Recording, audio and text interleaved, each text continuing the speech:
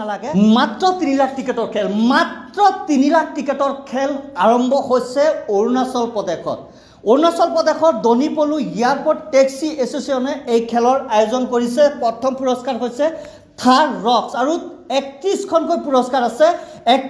পুৰস্কাৰ আছে এই বৃহৎ উপহাৰ কুপনৰ খেলত আপোনালোকে নিখন দেখে টিকট ল'ব পাৰে অসম উত্তৰ পূৰ্বাঞ্চলৰ পৰা আপোনালোকে টিকট ল'ব পাৰে এয়া চাব পাৰিছে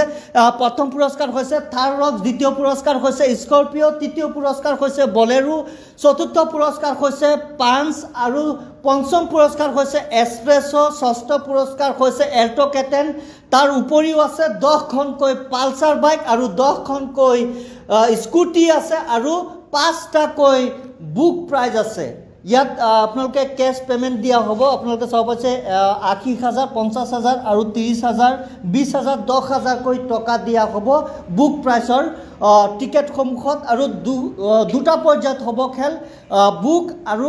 কুপন এই দুটাকৈ খেল দুবাৰ অনুষ্ঠিত হ'ব গতিকে আপোনালোকে টিকট ল'ব পাৰে মাত্ৰ টিকটৰ মূল্য হৈছে 150 টকা 150 টকাত নতুন বছৰ উপলক্ষে আপোনালোকে আপোনাৰ ভাগ্য আপুনি পৰীক্ষা কৰিব পাৰে অৰুণাচল প্ৰদেশত এই খেল অনুষ্ঠিত হ'ব জেনুইনভাৱে অনুষ্ঠিত হ'ব অত্যাধুনিক পদ্ধতিত এই খেল অনুষ্ঠিত কৰা হ'ব অৰুণাচল প্ৰদেশত দনিপলু